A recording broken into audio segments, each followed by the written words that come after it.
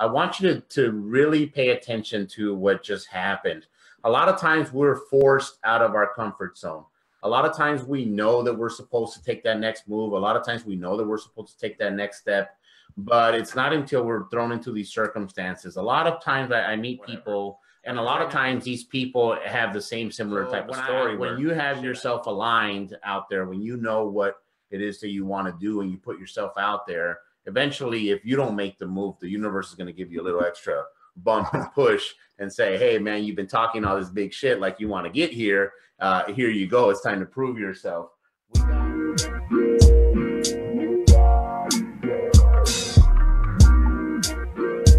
That's why it's great to have a great respect. A lot of people are asking me, hey, can we split up the deposits? Can we pay in different things? There in a second.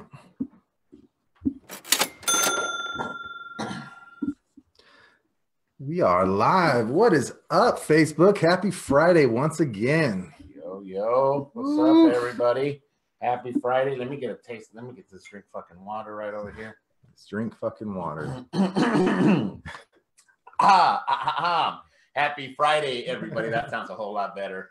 We are the AZ Flip guys. That is Cashflow Chris. Yo, this is Cashflow Creator. We are just two ordinary guys doing extraordinary things, talking about real estate mindset and everything in between. And today we're covering a topic that we haven't never really covered today. Yeah, actually, out of all of our, what are we, episode 92? So out of our 92 episodes, I don't know that we've ever covered this. And look at this. We already got people coming in. We got Sonia Ray. We got Nadine.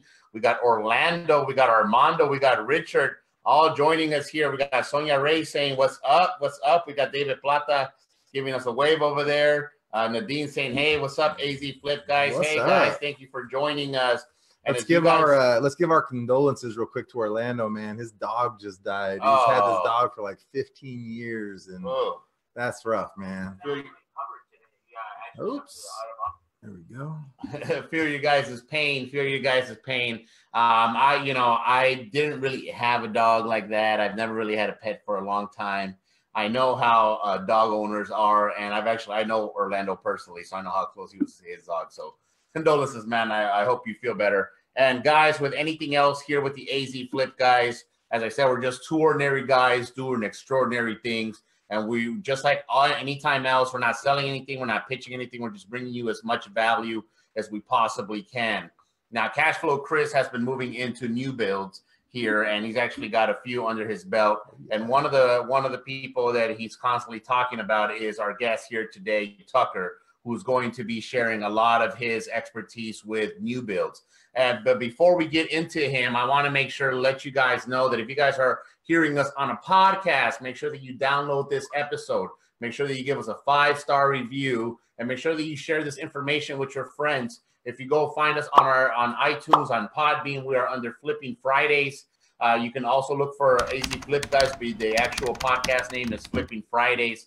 So make sure that you guys are listening there. And if you guys are listening on a replay, if you guys are listening on watching it on YouTube, or watching it or listening to it on a podcast, and you have any questions, make sure that you leave your questions on the comments, and we'll go back and answer them. But if you guys are listening to it on a podcast and you want to be part of our live audience, where you can actually ask questions yourself, not only to Cashflow Chris, not only to myself, but to our special guests every single week that come with all these different, man, we've been having some fire guests who've been dropping some amazing content, and I know that Tucker is going to be the same.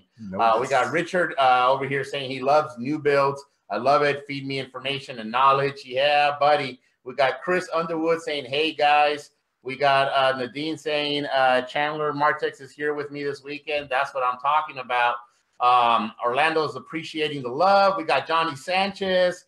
We got Giovanni Rodriguez from Puerto Vallarta. Oh, yeah. Hey, so thank you, Giovanni. Thank you for letting me know that you were going to Puerto Vallarta. But, motherfucker, let me know with more than a week anticipation.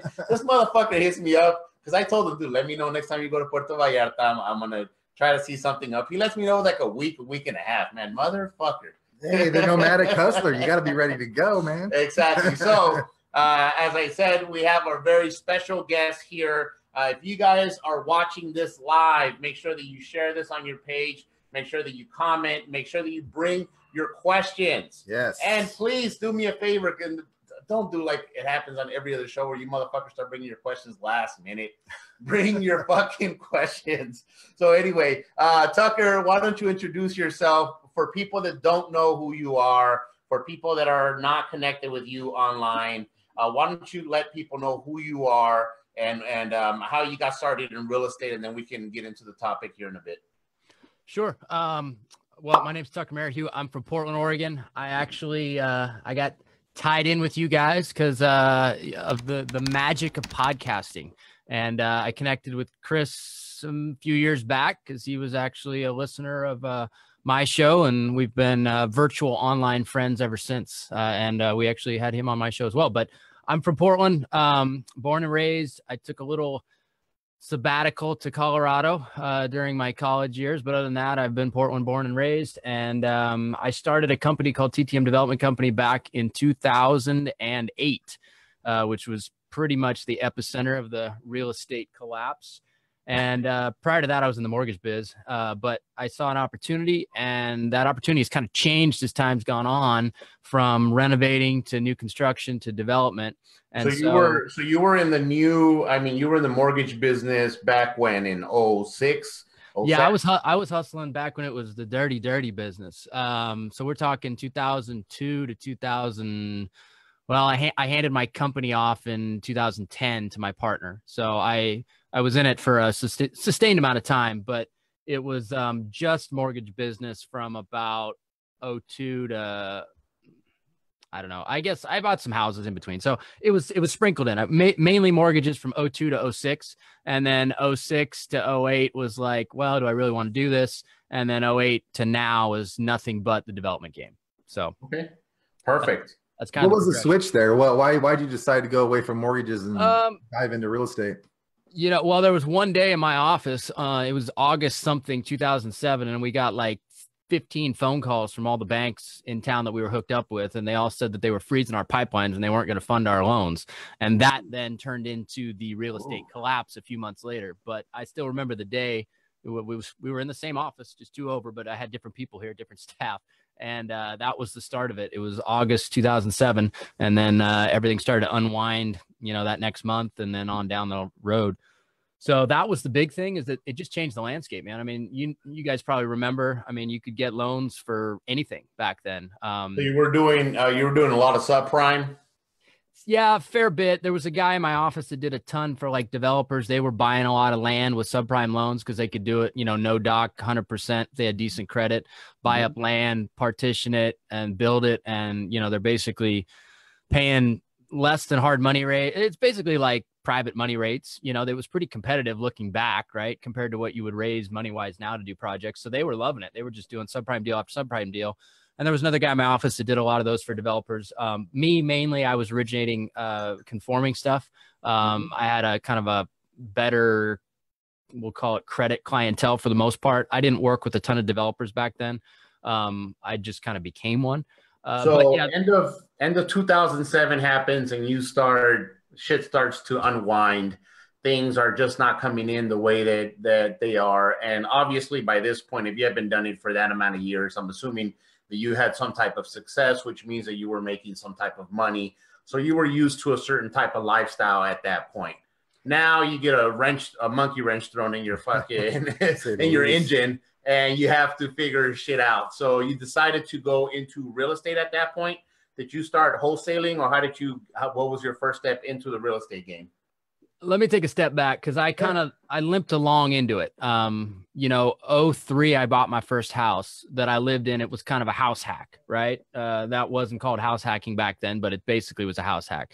I sold it in 05, fortuitous timing, but I sold it in 05 before on the market was still running up. I made about 200 G's on that flip, or it was a live-in flip. So I made 200 grand tax free, 400 grand taxable, right? We'll call it. And I then took that. I flipped a couple other houses, made some money. I was doing well as a loan officer and ultimately owned my own mortgage company. So yeah, I was making good money, but I didn't have any kids back then. I wasn't married back then. I lived, once I sold that house and made that 200 G's, I actually bought a townhome. I downsized. I didn't upsize because I wanted to live around the corner from a bar that I liked down here in a neighborhood called John's Landing. And then I bought a boat. I did buy a boat with some of that money. So I bought a nice wakeboard boat, and I docked it right across the street. So it was on the water here on the Willamette. And then I had my little townhome and I could walk to the bar. So I spent a little bit of money, but my monthly nut was not that big. I didn't have the obligations of family and whatnot. But with that being said, the world did start to unwind still. I had a pretty big rental portfolio, a lot of which was negative cash flow at that point. So there was definitely some downer stuff. It wasn't all like I got out unscathed, but I decided at that point, the reason why I wanted to get into the real estate side is because the mortgage side would just suck. It was a lot of work. It was a lot of audits.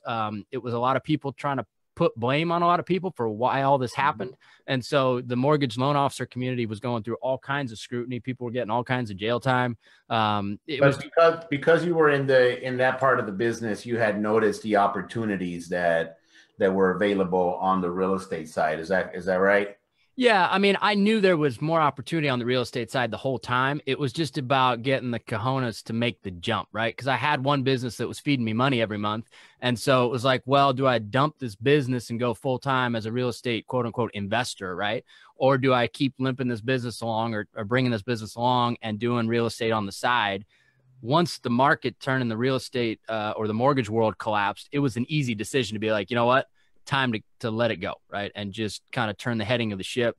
And that was 2008 when I opened TTM Development Company. And that was the full turn of where I was headed in terms of all my energy and effort. And nice. So we'll talk about that here in just 1 second. I want to give a shout out to everybody watching us on the watch party. By the way, if you're watching us in the watch party, make sure that you leave your comments and your questions in the watch party. It doesn't show up here on the main thread, but we can go ahead and still ask those questions. We got, speaking of the watch party, we got William Bonnell. We got Joy Martin in the house, man. Sage catching up a few minutes between sessions, saying, what's up, guys?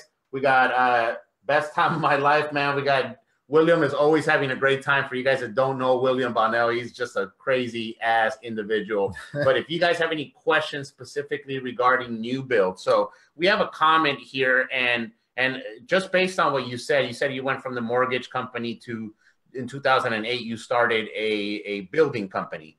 So we got Richard over here who also does new builds, who says new builds allow you to strategize and build pipelines on an annual basis, which secured large profits. So what made you decide to jump into new builds specifically? So you were obviously, I mean, okay, let's rewind. I didn't jump straight into it because we got to understand the economics of Portland at the time, right? So okay. Portland in 2008 was not the Portland of today in terms of house prices. And so house prices, and we'll get into this because this is like the nitty gritty, the detail stuff that people got to know about new builds, but house prices have to get to a certain point before you can actually build new square footage, right? And have there be an arbitrage between what it costs to build and the land value versus what the end retail value of that structure is, or that property is, right? And so we hadn't got there. In 2008, 2009, 2010, Portland had really low home prices overall. There was a few select pockets that could absorb one-off new construction or infill new construction, but most of it was big plats, right? Where guys would buy big chunks of land, they'd plat it into like 50, 100 lots. So their dollar cost average per lot is super low. And then they're into it like a few grand a lot. And they've got their, they got their infrastructure costs, but then they're keeping those lot costs down real low per lot. Then they build it out and they sell the house for, $349,000, something like that. That's how they did it. You couldn't do that on a one-off level and make it make sense because what were you doing then in 2008? We were renovating. So my point is we were purely renovating because at that point it was hard to make new construction pencil. And so we were buying REOs at that point and foreclosures at the courthouse steps, and we were just doing existing construction renovations. So we put a lot of time and effort into that, learning the construction side of the business before we then segued into new construction. Yeah, you know what, Tucker, we are kind of in that same area here in Phoenix now. For a long time, it was the really big builders who would come in and, they'd have to build a couple hundred houses at a time to make it really work out. The single builder, the price per foot just really wasn't there until about 2 years ago, which is why, finally it made it easier for us to jump in, because, there's always been that custom home builder market, but, that's way riskier than what we're typically wanting to do. Yeah. And it's a totally different business, right? You're in the babysitting business of, and the, keeping people's marriages alive business so they don't kill each other and they don't get so stressed out about the process. Like it's just totally different world. It's not the investment speculative game. It's just more of managing emotions and babysitting people game when you do the custom home world. So we never wanted to be in that business, but about 2011 is when we took the plunge into one-off new construction. And at the time there was like only a handful of companies in all of Portland that were doing infill new construction. And we kept seeing this one company pop up that was doing a house pretty much by every rehab we were doing in the, I guess, somewhat nicer parts of town. And I was like, man, how are they making those numbers work? And they proofed it a few times. And after about the third or fourth time I saw them proof the numbers, I was like, all right, I guess we could try this. And so we jumped in 2011. We completed our first new build in 2011. So we started in 2010, but it was in a neighborhood that at the time was, we were questioning whether or not we'd get $590 or somewhere in the fives for a new construction product. That same house sold for $900,000 a year and a half ago, by the way.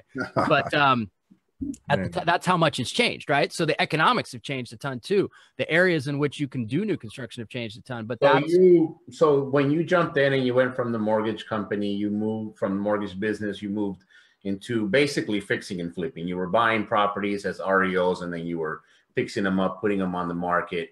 And I forget the name of the term, but there's a certain term that happens when the market crashes or there's a really deep recession like we had, where the cost, you can actually buy a house cheaper than what it would take you to buy the land and the materials. And the replacement cost. You're buying it cheaper in replacement cost. Exactly. Yeah. So obviously that there's a great time for investors to come in and buy, which is why the smart investors back in 2008 were the ones picking up everything. Your common everyday investor was the ones running away from everything because they were just like, oh my God, this is crazy. We just got our asses handed. Dude, my fucking barber, and I've talked about this before, but I'm this close to getting a new fucking barber because all he does, he's like, how's it going in real estate? I'm like, yeah, well, I got my ass handed to me back in 08, 09, man. I really took it in the ass. And he's like, oh man, I don't know how you guys are doing it. I'm so scared to go back into that. But it was the smart ones that realized, hey, I can buy it cheaper. Now you had to go in there and basically do that for 3 years, 2 years or so before you started seeing that, hey, there's another company out here making it work. And that's something that our good friend Corey Peterson talks about all the time. And actually, this is going to be the name of his new book, Copy Your Way to Success, where you're like, okay, I could take that chance, but fuck, let me go see that other guy do it. All right, they're doing one house. Let me see what happens. All right, they make money. Okay, they're doing a second house. Oh shit, they did a third house. All right, there's got to be a way for us to do it. So how did you find that? What type of research did you have to do and say, all right, where are the prices coming in to versus what our cost is going to be to build? We'd pay attention to, I guess to proof it, right? There, the home, it was called Ostercraft Homes, which were these guys in town here. And we were selling fully renovated, like 2,200 square foot homes that have like basements, main floor, small upstairs, or 2,300 square foot. We were selling them for like upper threes, right? And then they were putting these 2,700 square foot new constructions on 2,800 square footers, and they were selling them for like 600,000, 649. And so there was a big price disparity. And we're talking like two houses over, right? Mm-hmm. And so that was it was a little bit, it wasn't like, like, let's try this, because that's a little scary, right? You've got houses in the same neighborhood that are selling with that much price disparity. Like it's not a market that back then was obviously proofed. Now there was more and more new construction that came online over time, and it proved that there was buyers at those higher price points, and even much higher than 649 now. But at the time, it wasn't so obvious. And so we just paid attention. We saw that what these guys were doing. We watched a few of them kind of go to fruition, and we then would look back and see what they bought the dirt for. I didn't know what the hell we could build for in between, but we figured it out. You have to be like cautious with when you are, especially as a wholesaler, because as people who have flipped a lot of houses, cash flow, Chris and myself, wholesalers will come in and be like, hey, dude, the house down the street sold for this ridiculous amount. They don't see the difference between, hey, I'm rehabbing a fucking 50, 60-year-old house to this guy just built a brand spanking new house. so you started noticing the disparity there between the prices you were getting by rehabbing the properties to the prices that people were getting for new builds. Exactly. Now, the first one, I'm assuming, was scary because you didn't know if you can get the prices. You say you had mentioned something that you thought that you might not be able to get the 550 price that you were thinking of asking for. Yeah, I think originally we were thinking like 599 or 620. I think we ended up selling it for 585, but it was still not proof because it was in an area, and Chris may know where this area is, but it's called Eastmoreland, which is basically Southeast Portland. And so right above Eastmoreland is this street called 39th, or Cesar Chavez Boulevard. And it basically separates Woodstock from Eastmoreland. And Eastmoreland was a higher end, ritzy kind of area. But as soon as you cross 39th, which was a major thoroughfare, it went to Woodstock, and Woodstock was kind of ghetto. It sounds cool, but it was ghetto, right? Back then in comparison. And so once you cross that major thoroughfare, values dropped like 200 grand, or 100 grand, depending on the house type at a minimum. And so we were across that thoroughfare, right? So had we been in Eastmoreland, it would have been much more of a no-brainer, but we were literally the first new construction in Woodstock to proof that higher pricing, because all the other stuff was like smaller salt box, old Portland homes. Some had been renovated, some hadn't, but most of the stuff was selling in the threes, we'll call it, right? So if we're going to put something on at 600,000, it's a little bit like, well, I don't know. Does that market exist? And so we were questioning. Now, do you remember what that price that you were going to be all in for in regards to the land, construction, permits, everything else? Yeah, construction costs were way cheaper back then. So I'll just tell you that right now. 2011 construction costs and today's, like, night and day difference. But we bought the house for 200 grand. And we ended up, I think we built the other house. I don't remember. We ended up netting about 90 grand on the deal after we sold the house. And that was after we had to reduce it once down to 599. And I think we ended up taking 585 for it, which was like a huge success because that was the proof that, it could be done. The only thing that we've been fighting since then is just construction costs. And then obviously the cost of permits have continued to go up tremendously as well. But the market's gone up also. But we proofed it. We sold it. We made money.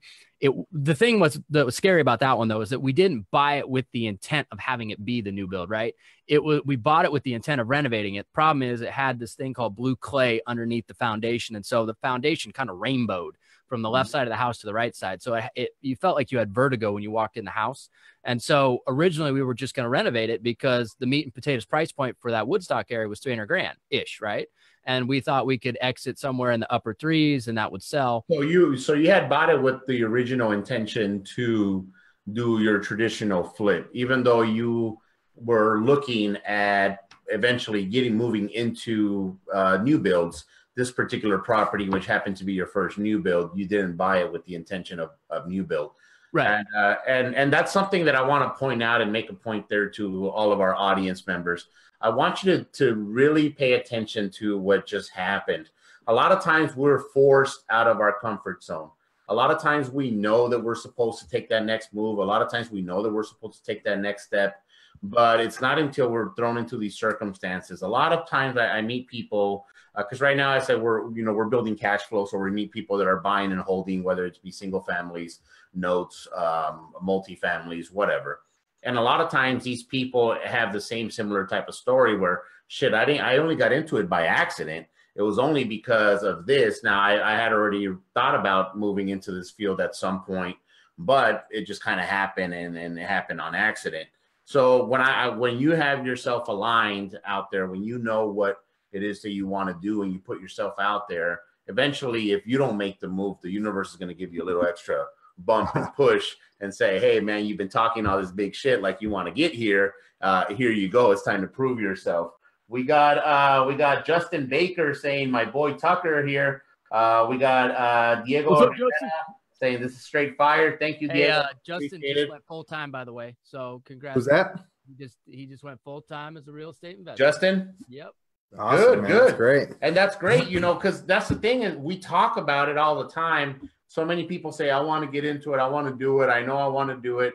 And I call it fucking double dutching. Did they double dutch over in fucking Portland? Do you know what double dutching is there, Tucker? Explain it to me first, and then before I double dutching is where they have two fucking jump ropes, and they start. There's two people on each side. They got two jump ropes, and they're swinging it back and forth.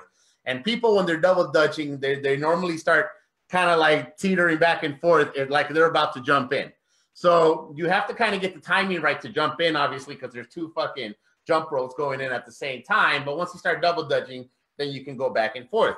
Initially, before you jump into the double dutch circle, you're doing this shit. You're like, all right, come on, I'm ready. Well, a lot of times people get stuck in that little double dutch mode where they're just like, all right, come on. All right, okay, this time I'm about to. So anyway, big shout out to our boy Justin for making it over and going full time. That is huge. That's a huge step.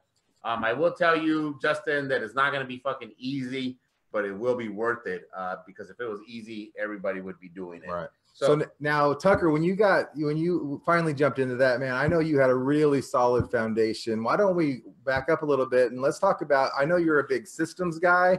You're a huge marketing guy. You always have those things flowing. And I know you're really good at buying properties at amazing prices that nobody else really in your market are getting. So why don't you talk about some of your marketing and some of your systems? Yeah, so we did a lot of, originally we bought the easy stuff, right? Low hanging fruit, but that dried up over time, or it got more expensive, let's call it, right? Because more people got back into the game. And we did a lot of rehabs buying that low hanging fruit. And then we started getting into, okay, let's try this whole direct to seller thing, probably late 2009. And so then we just went full bore with that. We got in direct mail. Back then you could send 100 yellow letters and get 15 phone calls. Because there was literally nobody sending anything. That's changed a lot. You can send 100 yellow letters 10 times over and get 1 phone call now, maybe, but if you're lucky. But that was kind of when we transitioned.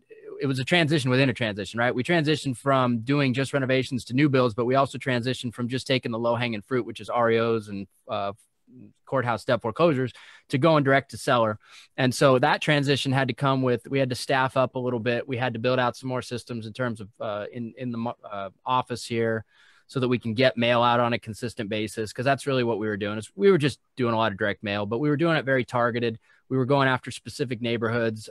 We did buy some, niche lists. Like we did the inherited list for a while, but eventually we called that the angry person list because I think Lance, wherever Lance went, I don't know if he's still around, but he would be like, I only sell it to 3 people. And I'm pretty sure he sold it to like 20 people in every market, every time it came out. And so they just got hammered once a quarter, letting them know that somebody died, and they just get pissed off that, eventually you were the 20th guy mailing them or the 19th or whatever. But we really just kind of dialed in on going direct to seller and dialed in on neighborhoods. So like, it goes back to once we would proof a price or know that this neighborhood was on the come up and prices were continuing to climb, and we knew that there's just a strong demand for a certain area, then we'd really dial in our marketing and we'd really hit it hard, and we'd try and get more and more projects around there. And we'd use one project to try and get another one by being in that neighborhood and having a presence already.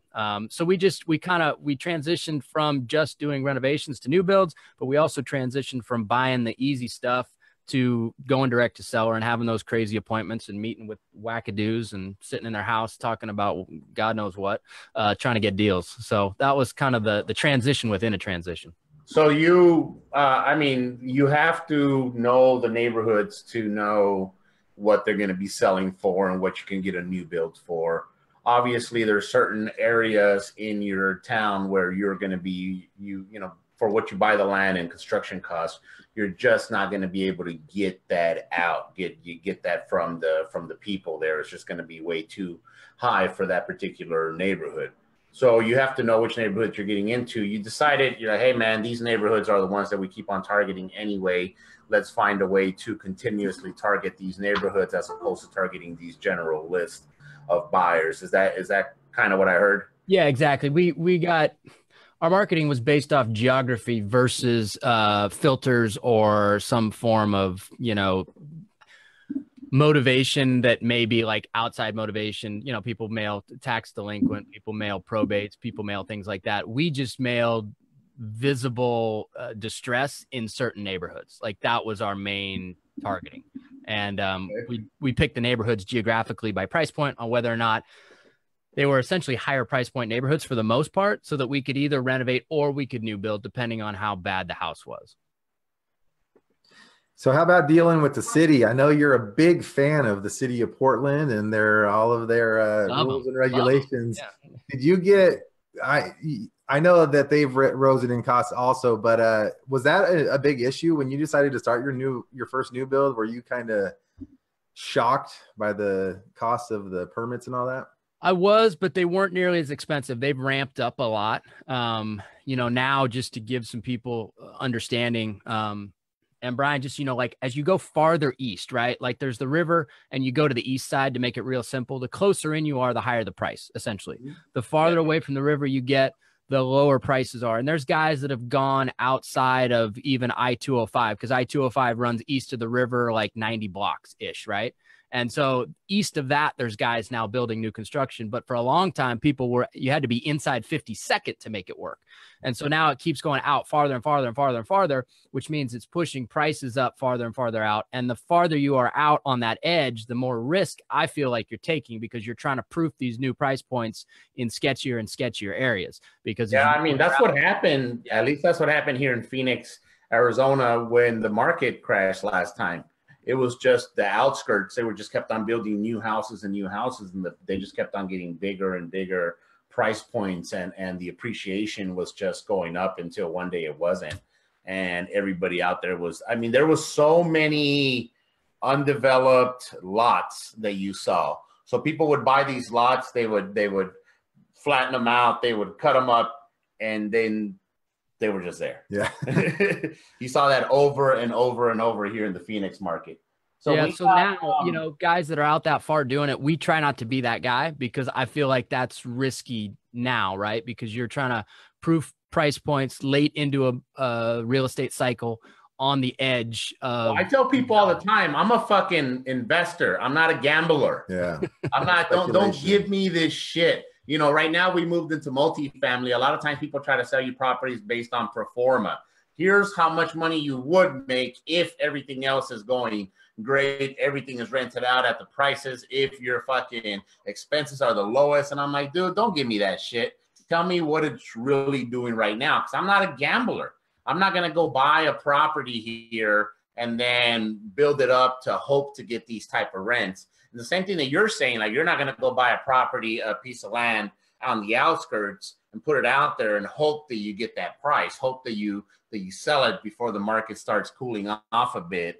And now you're just kind of stuck. You're kind of up shit's creek without a paddle. Yep. And that's just not a place where you want to be. But as I tell people all the time, you want to be an investor, not a gambler. When people say, oh man, you should buy this land here because I know it's going to go up in a few years for a fact. Shut the fuck up. No, you don't. Nobody knows. Nobody knows. Because if there was a way that we would all be certain, we would all be buying that shit. This is true. Yeah. Like if people knew back in the day when Bitcoin started, when it barely fucking started, that it would raise to the level that it did, dude, everybody and their mama would be buying it back at that point. If everybody knew when it was at the peak that it was going to drop to the level that it has, nobody would be as excited and be starting all these little Bitcoin companies and shit like people were doing. Like that's just not, nobody knows. Yeah. So that to me is gambling. That to me is like, hey man, that's what. Now, if you're going to gamble, then at least you know that you're gambling. We've taken calculated risk. We said, hey, this Bitcoin thing is looking interesting. Let's set up some mines over here. We're all willing to put in a little bit of money. If it doesn't work, it doesn't work. And it didn't work, so big deal. But we weren't out there putting our money or our investors' money on the line. So speaking of that, we got a few people here joining us. We got Randy Matthews. We got Denise Reed. We got my mom and my tia. Hey, how you guys doing? Appreciate that. We got we got Pam Bauer. We got Jeffrey Weiner. We got Charlotte Burr. Everybody joining over here. Yeah. We got a question for you, Tucker, from Dave Wells in the Watch Party. It says, have you used hard money lenders for new construction? So what type of financing are you using? How are you financing your construction deals? Okay, so the short answer to that question is no. But there are guys that do, and it can be done. But it's much more difficult as you get into the higher price point stuff, which is where we play, right? So, higher price point, higher points, higher interest rate, it's a magnifier of costs, right? So We use a combination of my own capital and private capital mainly for our higher end new builds, just because our average cost of that capital is around 6%. So we're building these bigger homes, these more expensive homes with an average cost of capital of 6%, no points. So that's much different. The majority of your funding is coming from private lenders. Exactly. Yeah. Individuals. All right, cool. So Dave, so to answer your question, he's not using hard money loan. There is ways to use hard money loans to do that, but he's primarily using it with private individuals. These are people with money, and we talk about this all the time, OPM, other people's money. And the first question that most people have, especially people that didn't grow up around money, is why would somebody let me borrow their money? Right. But what you're doing is that you're giving them a better return. I believe you said you were offering them 6% to your particular investors. So you're giving them a much better return than they're getting in the money market, than they're getting in a CD, than they're getting in a savings account. Yeah, here on Instagram, we got everybody liking that 6% money. Where's somewhere that you find that 6% money? Well, let me put the caveat in it. I'm not asking for 250 grand when I get 6% money. I'm committing to multiple millions of dollars return on that money, right? So I'm not carving off a little bit of change and saying, hey, can I have 250K at 6%? It's kind of a scale, right? The more money you take on and the obligation for return paid on that money, the lower the rate you can pay people. If you just want to carve off 250,000, you're going to have a hard time finding people, unless they're family or whatever. Somebody just wants to give you a hookup deal. You're going to have a hard time getting 250K at 6%, no points, even private money. I mean, it's findable, but it's not going to be easy to find. One of the things that we've done here a lot is that we've because of the multifamily space, we've been having to raise more money. And one thing that we have been told over and over and over from veterans of raising private money is the higher you go, the more you take on, the less percentage it's going to be, but you're also committing to a higher percentage. A higher return money-wise, financially. What if you're making these payments on a monthly, quarterly basis, or however it is that you're getting your investors their return. So you go ahead and you lock up this nice big chunk of money from a private lender that you know at a good percentage for you, but it's still a large amount of money. So now you're forced to have to go find deals and find a consistent, steady flow of deals. And this goes back to something that we had a comment here earlier from Richard, and said that new builds allow you to strategize and build pipelines on an annual basis with secured large profits. So I wouldn't know about secured large profits, but still, it's a level of semi-predictability. Exactly. What I tell all my investors is that we're still taking a risk. It's just a calculated risk.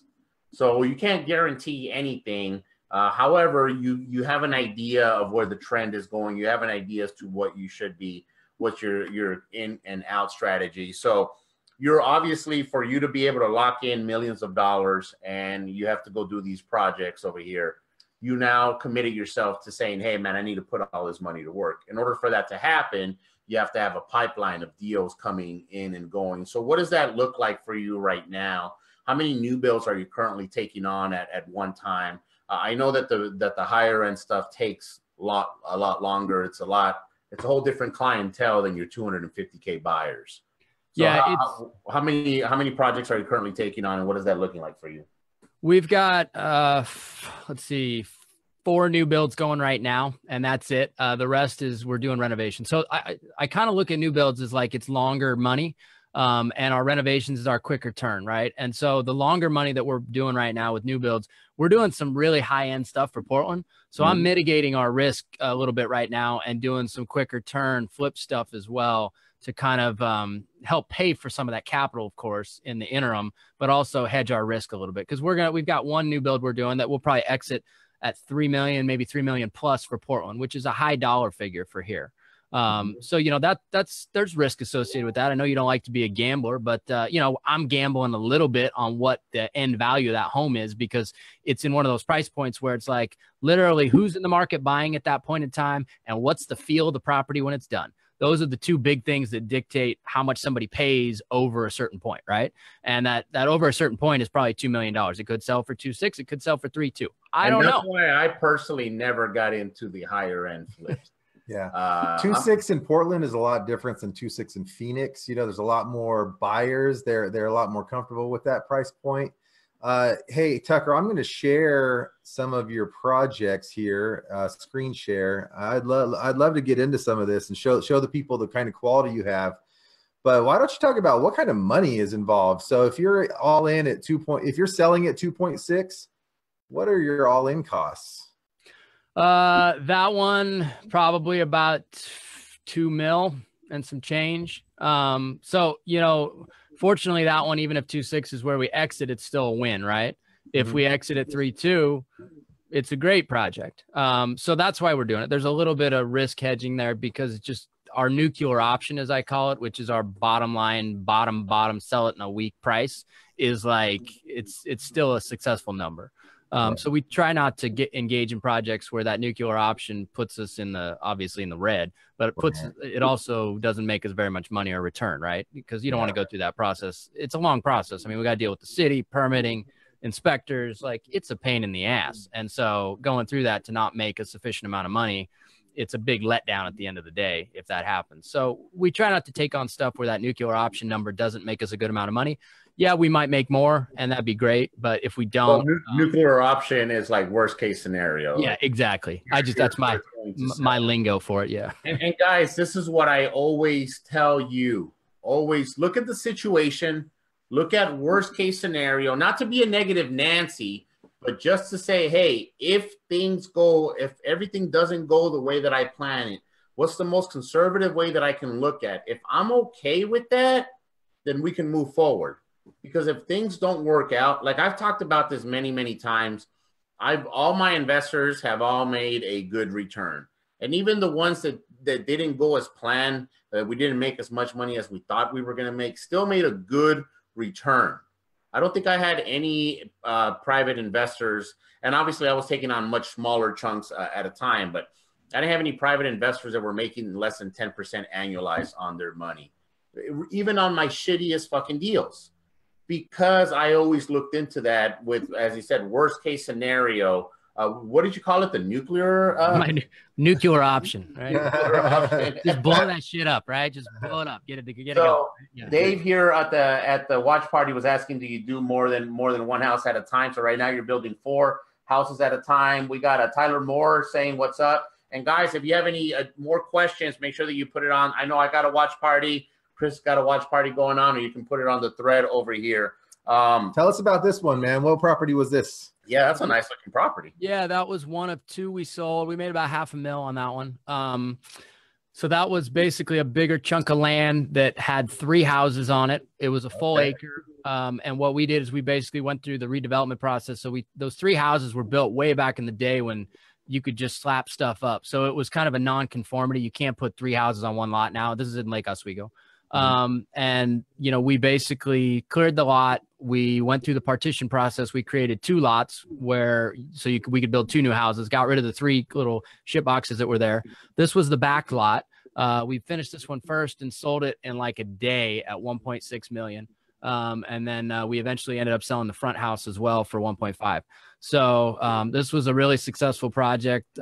We sold it out in like combined market time of like, I don't know, 5 weeks or something like that for both houses. And that was at the 1.516 price point. Now, was this the one where you were having issues with the driveway and your neighbors giving you a hard time? Not, yeah, the neighbors were a pain in the butt. They're always a pain in the butt.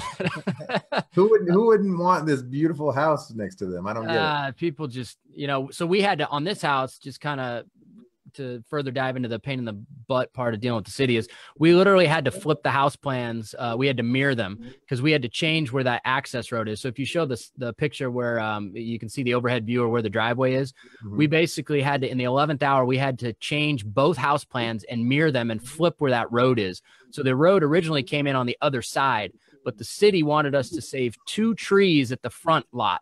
And to do that required that we redo both house plans, redo all our engineering, and flip the road over 2 damn trees. And so, yeah, that was incredibly frustrating. And it cost us another 2 months in basically paper pushing and costs and everything else. And I wanted to ask you here about that. But before we get into dealing with the city and permits, we got Dave Wells here asking on the watch party, what kind of exit strategy is there with new builds? So what is your exit strategy if you have one or more than one? What type of exit strategies are you given with new builds? You sell that shit. I mean, I don't know what he's at. So you only have one, right? Yeah, you sell it. I mean, we're at a price. We're at price points where renting it doesn't. Especially at this price point, right? Say that again. Especially at this price point, at the price point that you're working at. Yeah. We have one that we have pending in Woodstock, and it ended up being an okay project. And I looked at like renting it versus selling it because the nuclear option was like, but we had some outside forces that just kind of changed the end price on it while we owned it.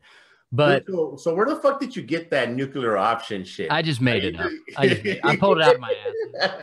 I'm trying to be like, hey man, I'm trying to see how. I'm always curious with language, just how things correlate with it. So I was trying to figure out how the fuck you come up with nuclear option to a property.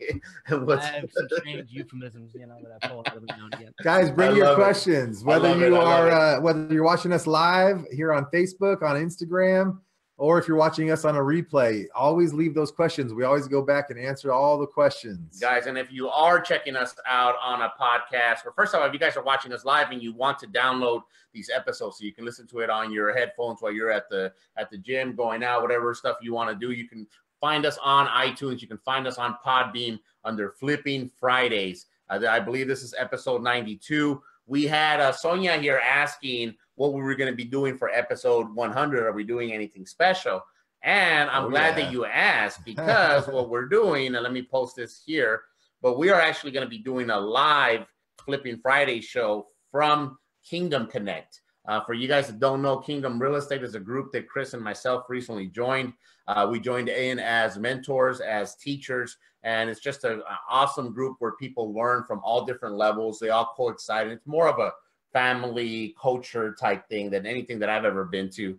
Anyway, they're doing their next event over in Charlotte, which I just put the link there. And if you guys haven't checked it out, I highly, highly suggest you check it out. It's just something that I found a lot of value and have been able to share a lot of good value from there. I've got a lot of the people come up to me. They said, hey, man, we really love what you're doing. I did a video on mindset, and that video has gotten the ridiculous amount of views, or ridiculous amounts of comments. People have messaged me that, dude, I've watched that shit 4, 5, 6, 7 times. And I'm actually about to drop another one here on Monday. But if you guys are interested in Kingdom Connect, which is the next meetup that we're having, they do this once a quarter. We're actually, Chris and myself are going to be there, but we're going to be doing our special 100th episode live from Kingdom Connect. So that's going to be an amazing fucking time. Dude, we got some awesome speakers, awesome guests. It's going to be an amazing location. I'm excited for all of this. Yeah, we love being around people who are givers, teachers.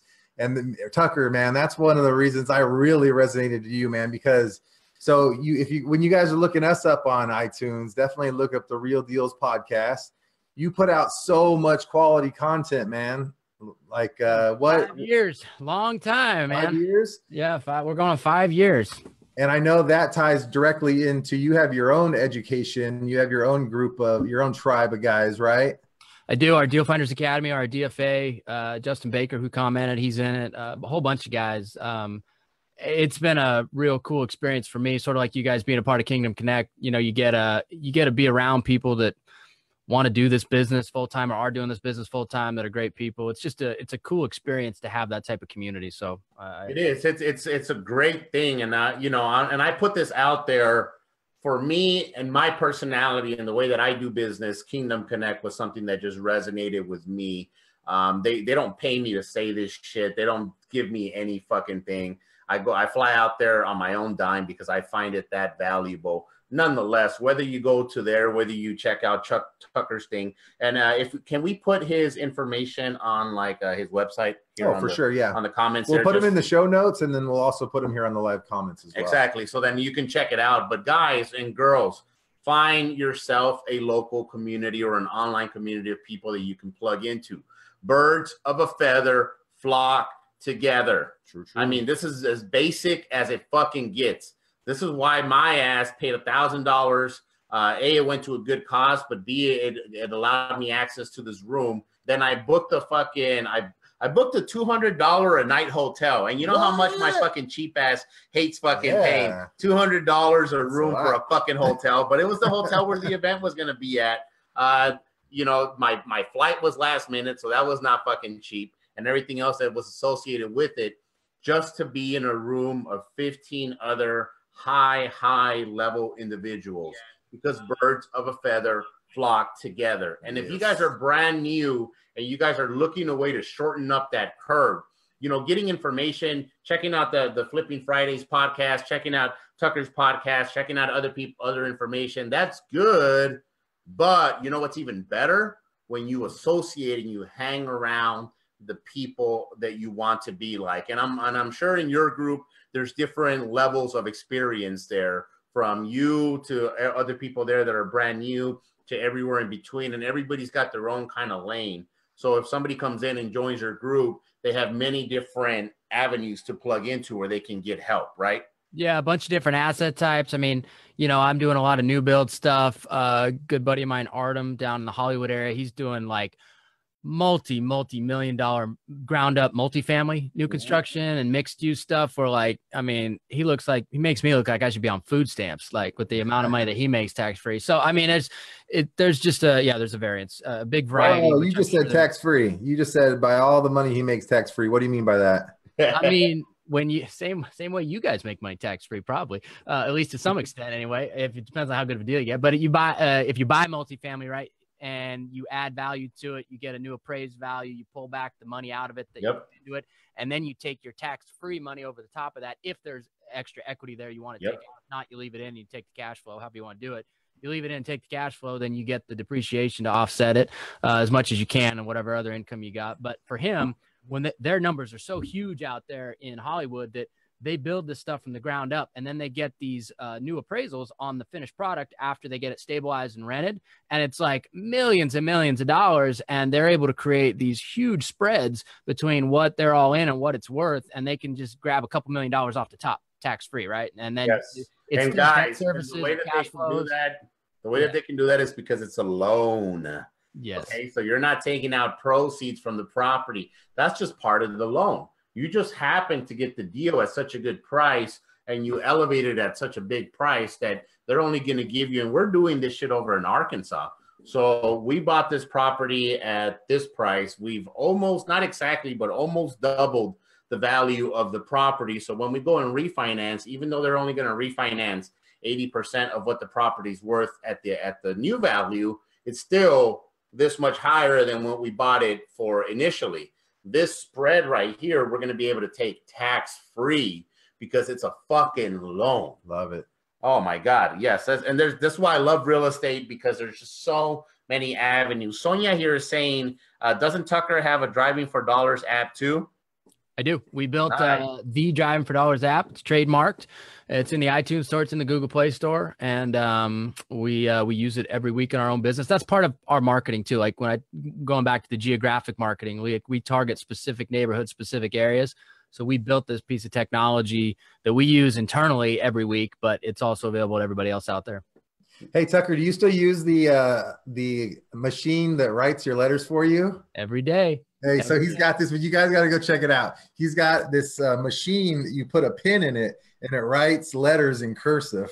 Really? Yeah, all day long it's just writing these handwritten letters, man. Like, that's the kind of shit that you do that I absolutely love. You're always ahead of the game. You're a big thinker. Man, I love that shit. I mean, we're in a competitive market here in Portland, and so we got to do everything that we can to get people's attention, right? Whether we're marketing for new builds, rehabs, multifamily, whatever it is. You know, I had a guy with a 20 unit contact me last week from some of our crazy marketing campaigns that we do as well. But, you know, it's just about taking that marketing and deploying it to whatever type of real estate you're trying to buy and get somebody. And we were talking about it actually with Cashflow Chris and myself. Our virtual assistants, and speaking of our virtual assistants, we got Jordan joining us. So thank you for joining us here, Jordan, all the way from the Philippines. One of the things that we have luxury with them is that they're able to take care of the small little details. These are details that guys like, I'm sure you fall into the same category. We're visionary, so we don't really pay too much attention to the details. But these little tiny details make these big differences. Something like having a handwritten letter, especially in the competitive market, is going to separate you from the crowd, from everybody else that's just going to print something. Now, you're physically not writing that shit, but they don't fucking know that. They don't know. They see an actually cursive letter with writing, and they're like, oh, my God, this is awesome. So, Tucker, I was curious here, and then we actually got another question here for you. But before Justin Baker says, well worth it. Highly recommend the Deal Finders Academy. Yeah. Yes, nice. And then we also have Tyler Moore here, who is one of our Kingdom people. He's like, the Kingdom rocks. Yes, I totally agree with that. We got Greg Cook here, who's another Kingdom member, who's saying the Kingdom, it's all about networking, guys. And if you guys are in Central Florida, Greg Cook is always networking with deals out there, whether it's land, whether it's multifamily, whether it's fucking mobile home parks, whatever. If you're in the Central Florida area or need something in the Central Florida area, need somebody to go check out a property for you or whatever, Greg Cook is the man. He's constantly doing that out there. So, Richard, I saw your question. I'm going to ask your question here in just 1 second, but I am curious, Tucker, what is your average turnaround time in one of these big projects? So one of these $1 million, $2 million plus properties that you buy, and let's just make it simple. You just buy the land. So you already know that it's in a neighborhood. It's got the stuff that you need, like all the tie-ins and shit. Let's call it 9 months, right? You got 2 months for, let's call it a month and a half for plans and permitting. You got 6 months for a build, and you got a month and a half on disposition, because most of our stuff sells really quickly. So we're about 9 months for our higher dollar stuff. Some of our stuff, so that would be from start to finish, from the time that you purchase the property to the time that you actually sell the property. Yeah, and that's if you don't have plans ready to go by time of purchase, right? So like we have one lot that we're going to be buying the 15th of April in Lake Oswego, and we've been working on plans ahead of time. So we're submitting the plat records today on the property. We're buying it from a guy who went through the platting process and annexation, all kinds of crap that we don't need to talk about, but it's a big pain in the ass. So I basically paid him a little bit of money to go through it all for me. And so I'm buying one of the lots from him, and we're getting all of our plans pre-done. So once the plat records today, we can submit our plans with the city before we close. They can do all their red lines and reviews of that. So basically by the time we close, they're ready to issue a building permit so we can hit the ground running. So it shaves 5-6 weeks off of our, holding time. And guys, and that's what comes with experience, and that's what comes with having systems in place.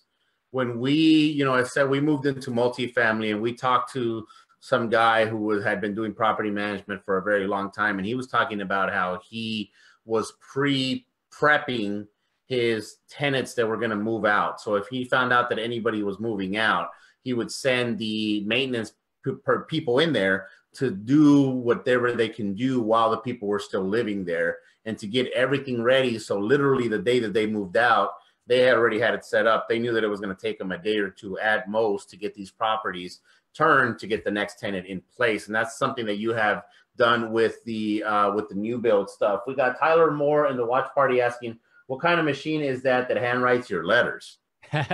It's called a Max Writer. Worst company in the world, best technology in the world. If they don't answer your call, don't blame me. Okay, so I'm putting it on there. It's called the Max Writer. You guys have been warned by Tucker. He said they have the shittiest customer service, but the best product. So, hey, sometimes that happens. I can put it out there because they won't even call you back, so it doesn't even matter. It's all good. I do the exact same thing when it comes to food, especially ethnic food. If you go to a place and the customer service fucking sucks and their building isn't all that nice and their fucking menus are falling apart, I guarantee you that that food is going to be bomb as hell, especially if they could barely speak English. That's how you know that shit is going to be bomb as hell. So we got Richard here who's saying, was curious if you know the dollar per square foot for apartment unit builds, maybe mid-grade product. I know it's a side note from residential, but I'm intrigued more into multi-unit development. Yeah. So have you been looked into moving into the multifamily game at all? Yeah, we have. And, you know, we've done some townhome stuff, and we were about 150 a foot for the townhomes that we built, which were higher end townhomes. They didn't have to be townhomes. They could have been apartments, but we built them side by side and we platted it. We could have just left it as one lot and just built side by side apartments. But we probably would have been in about 150 a foot for what ended up being townhomes that were worth $800,000 to $900,000 a piece, which is why we decided to plat them and exit them as opposed to hold them. And what is that compared to your residential cost per foot? About the same. So, you know, that's as much as we built. So I don't want to speak to it too much. You guys probably know more on that. And market by market, it's going to change pretty dramatically too. But our simple, like heavily platted, like urban flat lots, we're building at about 150 a foot. Same thing. But once you get into those lots that are a little more, they have a little more topography, they're a little more sloped. That's when those costs start to go up a lot. Like the one we're building right now in Dunthorpe, that's going to be a $3 million exit. It's got a lot of slope, and we're spending, you know, almost 200 grand just on site prep, you know? So you get into that, your cost per foot goes up quite a bit. Right. So yeah, I guess there's your building cost per foot, and then there's all your improvements and all that. That's kind of a different beast, right? Yeah, it's a different beast. What size was the multifamily that you built? Each unit was about 1,800 square feet, 3-bedroom, 2.5 bath. Well, what was it? A duplex, a fourplex? Yeah, it was two townhomes. So okay, so look those up too. I remember that project too, man. Yeah. I just like now. I kind of wish I would have kept them, to be honest with you, because I could have built 3 had we not platted it as 2, because I could have done a triplex, or I could have done 2 units if we platted it as 2 lots, right? Because it was originally 1. And I went back and did warranty stuff to the people we sold to, and one of them was rented out. And I was like, how much are you renting this for? And they were like $3,700 a month. Exactly. And I was like, you got to be shitting me. $3,700 a month. I was like, I should have built 3 of these and rented them for $3,000 a month, you know? Well, and we have my good friend Cede, who I'm still trying to get her fucking ass on the show. I meet with her all the time face to face, but she's just kind of likes to be in the background, shy and stuff. But she's actually been doing new builds, and she's been buying multifamily. And recently she realized that she can build a new build for way cheaper. I mean, a new multifamily building for cheaper than she can actually buy multifamilies right now. So for example, she was telling me that if she can get a turnkey product in a decent neighborhood, she would probably pay about $80,000 a door here, Phoenix prices, where she's building a 16 unit, a 32 unit, something like that. And she's going to be able to price it out to about 40 per door, just because of the way that she was able to build and structure these and have them kind of back to back, where they're sharing the same water line, the same electric. So it's kind of like the skeleton of the property right there in the middle. But you've been mainly focusing on residential, and as of right now for Portland, at least, you're finding out to be 150 per square. Nonetheless, I would just put it out there to you to, you know, probably think about it and consider it, because she was like, man, these prices are ridiculous. Plus, we're going to keep them. So that makes that even a crazier fucking cap rate, because she only buys deals. So she's not going to buy anything retail. So if she's buying something at 80 a door, it's still a nice spread there for her. She's still making a good cap on the money. But at 40, that basically doubles that. It's ridiculous. Ridiculous. So we got Sonia Ray say it's like a pregnancy for the 9 months. that's a long time to be waiting. They're all my little children, and some of them are more of a pain in the ass than others, you know. So. Yeah, so you go in the project knowing that it's going to take you about 9 months from entering to exiting. Now, I'm assuming that you've had projects that have taken you longer. And let's talk about that real quickly when it comes to dealing with things that can hold back, variables that come with it. I know that the city And I know that permits or utilities are probably going to be there, but what have you experienced? What has had been some of your biggest delays? I'm going to show you guys something. This is a 3-year project. Yeesh. Oh. Now, the saving grace to this is that we paid $470,000 for this dirt, which is almost an acre that looks over Lake Oswego. Dirt 2 lots over just sold for $2 million. That's just slightly bigger, but same view. So it's been marinating nicely. But we've had to endure a lot of costs and a lot of crap to get here, which is basically figuring out how we build.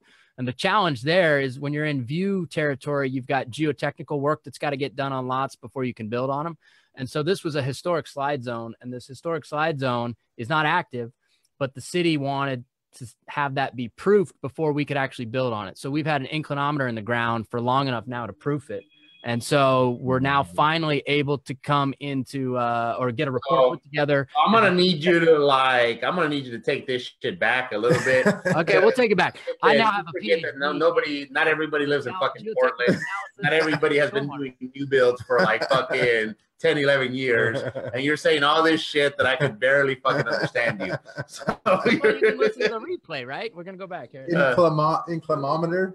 So first of all, you got a property with a view by the lake. Because it's a property by the lake, there's certain special things that you have to do, which were? It's in a historic slide zone around the lake, which means at some point back when the dinosaurs ruled the earth, the ground moved a little bit. So because of that, they say that it's at risk of potentially someday moving again. Just like that shirt you're wearing, Chris, Mount Hood is someday possible that it could erupt again, right? Or erupt, period, right? Probably the same amount of likelihood, which is not likely. But that's how the city looks at it. So they want to make sure that there's zero likelihood that the ground could move if they're going to issue a building permit for the dirt, right? Okay, and so what do you do to prove that the dirt is not? So you hire a geotech for a whole bunch of money. They dig a big old hole in the ground, and they put this thing called an inclinometer, which basically measures whether or not the ground moves at all or there's any water within the slide area or the historic slide area, right? And so we've got now multiple years of data that show that it's not moving. So that means that now we can put a geotech report together. The geotechs will say, yes, you do these things. It's safe to build on. And then we submit that to the city. They give us our building permit. And now our dirt's worth market value, right? And that market value is a much higher point now than it was when we bought it. $2 million. Bucks. So you have to spend some money, hire a professional to come in, do some tests to show that, hey, this land is not going to slide into the lake. How long does that normally take? What does that add to your? It just varies. This has been multiple years, but it's hard to say. It just, every problem's so different. It's like a thumbprint, right? Or a fingerprint. Like you don't know. When you're in that's why if you're going to get into new builds, the best thing that you can take from this whole show is that stick with the heavily platted in the city lots that are flat, that are simple, that are easy, because you're not going to run into the variables that we're talking about a little bit on this show, which are they like cooler projects and they look good in pictures. But like when it comes down to the straight investing, like buy the stuff that's platted in the city, it's flat, right? You've got all the utilities there. You've got very little excavation you've got to do. It's not in a historic slide zone. And that way, your timelines are much more compressed. You can get stuff done. You're not going to get hung up in these problems that I've been talking about or things that I've been saying that, Brian says, what the hell are you talking about? So stick with the stuff that's simple. And one of the things that we've noticed here a lot from our shows, from interviewing people, is that, people like you and us, we've been doing this shit for well over 10 years.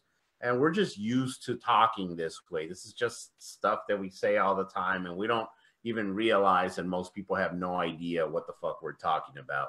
And I've been guilty of that many times. So one of the things that I like to do when we have a guest here, especially when they're talking about stuff that we haven't never covered, in this particular case being new builds, to kind of just break down the terms and terminology. This may apply to somebody else watching here. They may not live in fucking Portland, but they may live in another mountainous area with a lake, that now they're thinking of wholesaling this land or buying this land to do a flip. They're like, oh my God, check out this deal. This is going to be fucking smoking. not knowing that it could be a potential 3-year down the fucking line waiting, because each one of these things is different. So yeah, just like anything else, do you want the low-hanging fruit? You want to just do the easy slam dunk deals, just so you know that it, get your feet wet with that, and then move on to the more difficult. And if you're going to do some of the bigger deals, as Tucker said, his saving grace on this 3-year deal was that he bought it at like $400,000. So yes, he's incurred cost and everything else, but I'm assuming that his costs so far haven't been over $1 million. Like I could be fucking wrong, but no, they're way less. So there's sufficient margin, but getting to this point is, obviously yesterday was a great day because we pulled the data, we put the report together, and it says, yes, we can sell this, we can build this now, right? So you got to have some deeper pockets to be able to do those big things. So yeah, you got to absorb it, and then you got to play the tax game of how and when you show those costs and what you allocate them towards. But I won't go too far down that rabbit hole. But yeah, you got to be able to float that, right, for the time that you're in it. That's the biggest thing. And that takes a little deeper pockets. It takes. So what would you tell somebody that has been thinking about moving into new builds? So there's a guy or gal out there, they've been in or around the industry, maybe flipping or wholesaling or something, and they're looking to move into new builds. Being that you've been in the new build in this space for over 10 years, what's something that some advice that you would give yourself back when you were starting? So take on the simple lots, right? In Portland, the normal lot's a 5,000 square foot flat lot in the city. That's a start. Build, your meat and potatoes square footage house. In Portland, the average infill house on a 5,000 square foot lot is like 2,800 square feet, right? It'll probably be a little less moving forward with some of the changes that are going on, but that's about what it is. So you build something around that size. It's not too big, not too small. The lot's not too big. It's not too small. It's flat. All of the utilities are there. The other variable is going to be capital, right? So you got to make sure that you've got some cheaper capital. If you are building with hard money, make sure that you got a smoking deal on something, but I wouldn't build with hard money on your first one because you don't know who your builder is going to be. You're likely not GCing it yourself, which we do. So you got to bring in a builder to basically build it for you. You don't know how that relationship's going to go. So you got to test that out. So, there's a lot of factors there, but I would say capital, find some cheaper capital, find an easy lot, and find a builder that you can trust, or a GC that's can actually do ground up building that you've done work with before, that somebody has, that they can say, yeah, this dude's a good guy or whatever. Because those are the biggest stumbling points. Those are the biggest issues that you're going to hit along the way. And then don't go do it on the edge like we talked about at the very beginning, right? Mm-hmm. Don't go try and push that price point on the edge, especially late in a real estate cycle where we're at now. Do it at an area that edge was there a long time ago, right? It's well inside the safe zone, we'll call it. So you just mentioned something that I was going to ask you, but you just brought it up. So we're kind of towards the end of this hot cycle that we have. A lot of people are predicting that the market is going to start cooling off here towards probably here this year, moving into next year, and then towards the end of next year, it's going to really start slowing down. How do you factor that into your new builds? How does that affect your new build sales price? Does that even affect it because you're talking about brand new fucking houses? Or how do you factor that in for your business? Yeah, I'll bring it full circle. So that lot that I was talking about that we're closing on April 15th, right? It's a big lot. It's 15,000 square feet. We could build a bigger house on it. But what I've decided to do is dial back the plan. We're going to build like a 2,200 square foot house. We're going to hit a lower price point, and we're going to really undercut prices now with where we're going to exit in the future to kind of hedge our risk. So we're going to set the new entry level price point a little bit lower than it's sitting right now by building a slightly smaller house and keeping our costs lower, because I think that prices will soften a little bit. And so that's how we hedge it with looking forward, but still building new builds, which are long-term plays, right? I like it. So let me see here. We got Richard saying good advice. Any of those difficult lots you don't want to deal with, let me know, as long as they're in the Indy area. It looks like he's been in the area there for a long time and doesn't mind the extra headaches, which, as we're hearing here from Tucker, could potentially make you a lot of money. However, what Tucker has been saying over and over and over, and please, I don't know why motherfuckers do this all the time where they hear what they want to hear, right? So they're like, oh, Tucker's already said multiple times in the beginning, do not go do this shit. And then they see Richard here saying, oh, you know, send him over. Oh, well, there's a lot of money to be made over there. Yes, but don't do it in the beginning. You know, don't do it for your first deal. Yes, you could use hard money, as Tucker was saying, to do deals, but don't do it on your first deal. Learn the ropes first. Get your team in place. Get the land correct. Get your contractor in place or your builder in place. Get everything else situated. You have to find out how the ball starts moving. I think one of the big problems that people have a lot is that they like to run before they know how to even fucking crawl. And I see people all the time. You know, my son is 11 months old, and he's kind of doing the same thing, where he's about to start walking, but this motherfucker's already trying to run before he knows. So boom, it just goes every single time. But anyway, Richard's saying if anybody does come across any of these weird, harder to take on places over in the indie market, make sure you let them know. So Tucker, man, this has been an awesome show. Really, really appreciate you having here. I think we're going to have to bring you in next time and just go a little bit deeper into some of the numbers specifically with new builds. But I think this was a great introduction for anybody looking or thinking of moving into new builds. Anybody just kind of maybe, hey, you know, I saw that, I was thinking about that, because that's one of the curses of entrepreneurs, is that we're constantly looking at new ideas. Now, I think what a lot of times people don't do as entrepreneurs is actually do the research and find out how this, you know, you can make money on new builds, just like you can make money on foreclosures, just like you can make money on wholesaling, just like you can make money on rehabbing, just like you can make money on multifamily, on notes, on lending, on all kinds of things. You can make money there, but is that going to fit your criteria, your lifestyle, the how you want your business to run? So I think this was a great show for anybody coming in as a newbie thinking about potentially moving into new builds at some point or another. Yeah, I agree. I didn't want to get too far in the weeds because it's such a big topic, right? I mean, new builds are like, I don't know, there's so much to it that like we could talk about how much framing is and how much this is and that, but it's like, we don't want to lose people. I want them to get the big overall picture here, which is like, stay away from this stuff and go towards this stuff when you start out. The rest of it, you'll figure out along the way. When people always ask me, hey, how did you meet Cashflow Chris? I met him at this event, but really when we became friends, when we became people that we were working with, we went to this Robin Thompson event over in Central Florida, and the lady is the queen of flipping, right? That was her thing. She was flipping houses. She spent 2 days going over what not to do.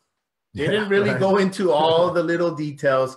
Here's what not to do. Here's how not to get sued. Here's how not to get screwed over. Here's how you get your contractors in place. Here's how you don't let them take advantage of X, Y, Z. 9 houses not to buy. Yes, exactly. It was that type of shit. That's all I needed. Because everything else I could figure out.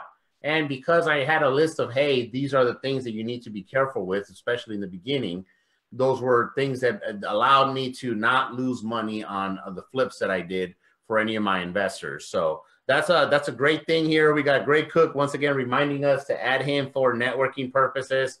Tucker, is there anything that you want to put out there before we let you go here? Anywhere where people can get a hold of you, your website, your applications? You didn't even tell us you had a driving for dollar application. I'm here to give free value. I'm not selling anybody anything. Well, right? We're not selling anything at any point anyway. And this is something that we say with all of our shows. We're not pitching anything. We're not selling anything, but we do like to give opportunity to our audience members to be able to connect with our guests if they want to. You know, there may be somebody here saying, hey, I really like this Tucker guy, like just the way that he is. And to me, that nuclear explosion made a lot of sense to me. So nuclear option, man. Nuclear option. Yeah. Nuclear option. What's the nuclear option? You're gonna be talking to Chris in the office, be like, what the fuck's the nuclear option on that one? All right.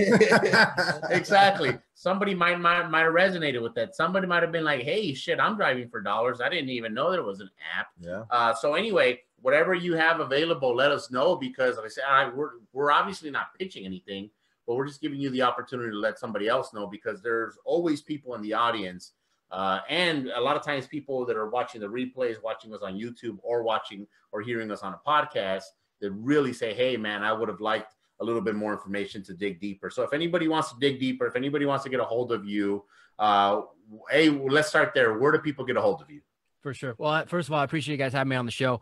I'm not going to turn down a chance to promote myself, so don't get me wrong there. I just want to make sure I delivered a good show for you guys. But the best way to get a hold of me, you can find me on Facebook, just Tucker Merrihew. You can friend me. I think I got about 400 friend slots left, so hit me up there. You can follow me there. I put out most of our content. We're doing a documentary of our most expensive build on there called $1 Million Builds. And so you can follow that along, and you can learn all the shit not to do with that house by watching that video series. And hopefully we entertain you a little bit too. You can also go on iTunes, and it's called the Real Dealz Podcast, but that's how me and Chris connected a few years ago. That's been my podcast that's been running for about 5 years now. We just dropped episode 250 something today. Nice. So that's been a labor of love, but also just a great thing for me to have met tons of people, including you guys. Right. So, podcasting is an awesome tool, not only for the people listening to it, but also those of us that do it, because we get to talk to and meet a ton of people we wouldn't otherwise. Yeah. And I found it to be very beneficial. So I got one last question for you, man. So everybody can see I got my Mount Hood shirt going on. So there's a rumor that you used to be quite the snowboarder, man. You still shredding that mountain? Yeah, let's see. Here's a picture for everybody. There's Mount Hood. There's me. That was circa 94. Yeah, so you're a lot younger. Yeah. So I took a run at a professional career back in the 90s, and a couple of injuries held me back. But yeah, I was a big deal around here for a while. Yeah. Well, hey man, hold on, get out there in the wintertime. I definitely want to hit that out. What the fuck? Fucking Richard. God damn it, motherfucker. They do it every time. We have fucking said it over and over and over. Ask your fucking questions. What the fuck does this motherfucker do? Not only ask a question at the end, but he writes a fucking paragraph about his fucking question. God damn it, motherfucker. Guys, we tell you all the time when we have a live audience, ask your questions sooner, because we would have been able to dive in deeper. I do want to put this question out there, though, just so you can touch base on that and you can give us your 2 cents here. All right, last question, Richard. Last question, Richard. Yeah. Guys, and I'm telling you, all the fucking time, you motherfuckers wait till we're about to end to ask your fucking question. He said, I had a question in regards to leveraging for new builds. I have a handful of new investors wanting to leverage credit and use $50K or so out of pocket per new build. I have meetings with one of my trusted lenders. However, curious if you guys have any insight on what you see out there for new build loans, just in general, like money out of pocket for all in, 250 to 270K. So basically, he's talking about leveraging. There's construction loans out there. There's other ways of people to finance their deals. As we talked with Tucker, and he said specifically he's using majority private money to fund his deals. But if you're looking to work with different lenders, there is places. So I'm going to give you an example here, and then Tucker, you can chime in and your experience with this. But I was talking to my good friend Cede, who's been doing new builds. Now her exit price is right about 250-ish or something along those lines. She can be all in for about 160 or so per property for buying the property and getting the How big of a house is she building? Oh, it's man, like, you don't even want to know. Our prices are crazy. I know. That's why I'm asking. Like 2,200 square feet or something along those lines. You got a sweatshop building that house? Like, $70 a foot out here, man. $70 a foot. We're in Arizona. What can you say? So anyway, she told me that she's got a lender, at least here in Arizona, who will fund half of the purchase and 80% of the rehab. So if you were to take that particular example, I believe that her land cost was $50,000 or some shit like that, right? Or $40,000. So her lender will fund 20,000 of that and will fund 80% of the rehab, which in this case was 120,000. So that is about $100,000 worth of the rehab. So she needed to come in with about $50,000 for the down payment. That is a way that you can leverage that. I'm letting you know here, Richard, because it sounds like you have a little bit more experience. But Tucker, let me ask you, because it doesn't really sound like you did a lot of financing for your deals outside of private money. Have you ever done a type of deal like this where you took it in financing, whether it be a construction loan or something, and then came in with the gap through private money? I haven't. There's a bank called Colorado Federal Savings Bank. They have an office here in Portland. They loan in a number of states. They've got great new construction programs, but I kind of do it in a little bit of a backdoor way. So my house is paid for, and so I put $1 million line of credit against my house, and so I use that as the leverage to pull 4.25% money off of to do some of our new build stuff. So I use an asset to get a line of credit to then use that money to build other houses. And then I can do it in a even cheaper than what our private capital is when I do that. Guys, and we talk about this example all the time from a private lender standpoint.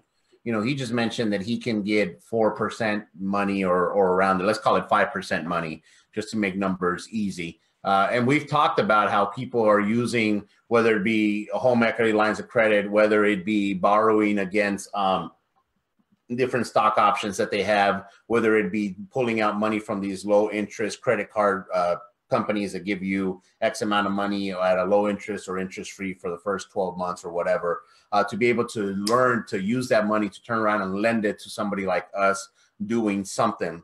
But Tucker was able to not only not do that, but take that and use that money for his own projects. But to answer your question here, Richard, so he hasn't really done anything like that, but there is construction programs, there is construction loans.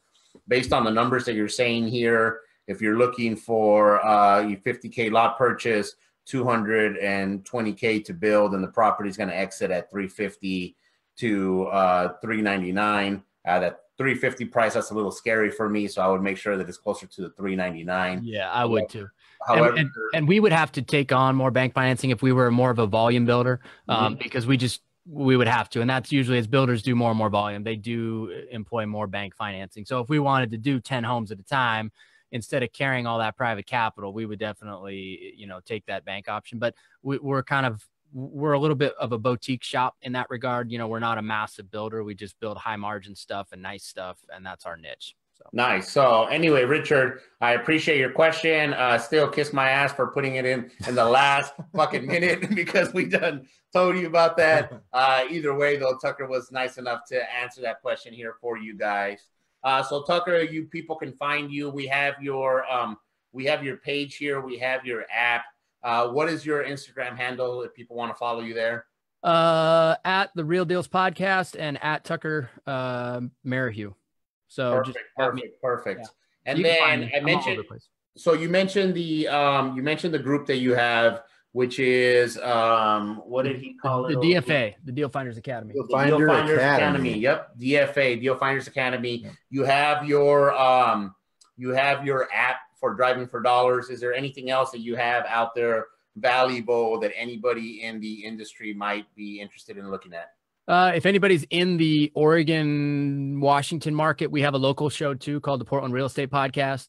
We're about 90 some episodes in on that, just like you guys. And so I've got a co-host on that, which is one of the biggest agents in town. And so we look at real estate from more of the traditional view on that show. And we just talk local stuff, what's going on here locally. So if you're interested in that, you can find us on the Portland Real Estate Podcast as well. Perfect. Man, you're a giver. I love it. Yes, man. Well, anyway, we appreciate your time. We appreciate you sharing your knowledge here with us. As I said, what we'll do is we'll schedule a second show for sometime in the future where we can get into a little bit more of the nitty gritty. But I think all of us here were on the same page, meaning that it's best just to kind of get people a wide view, because if not, we were just going to be confusing the shit out of everybody. I mean, fuck, your one example of your lake deal was already confusing the shit out of me. And that was just like 2-3 terminologies that I'd never heard before. Hey, you got nuclear option out of the show. It was a win. It's a win. If you start seeing other people use it, then you know where they got it from. Let's see Brian with hashtag nuclear option on that. Exactly. Yeah, if I can find a way to make it relatable, then there's a probability of that. So anyway, Tucker, we really appreciate you coming on here. We really appreciate you sharing your time and your knowledge here with us. It's been an awesome journey. Any last thing that you want to let anybody else know before we let you go? Just first and foremost, thanks to you guys for having me on. Don't start with new builds, start with renovations, and then work your way up. There we go. I think that is an awesome advice. Yes. So guys, that is Cashflow Chris. You can find him on Instagram at Cashflow Chris with a K. You can find me at Cashflow Creator. You can follow us at AZ Flip Guys. Make sure that if you guys are watching us or hearing us on a podcast, make sure you download the podcast. Make sure you give us a 5-star review. Share it with your friends, because you can tell we don't sell anything. We don't pitch anything. We're just out there giving content. And guys, we want to remind you, as always, that it's all right to start and you want to flip for cash, but more and more importantly, make sure you want to hold for wealth. All right, guys, talk to you next week. Thanks, Tucker. And you don't pay taxes. The end. Damn right, man. It's not about how much you make. It's about how much you fucking keep. That's real, true freaking. I don't want to know about revenue. I want to know what you got in the bank, you know? All right, thanks, man. We'll talk to you next time. All right, see you guys. All right, brother.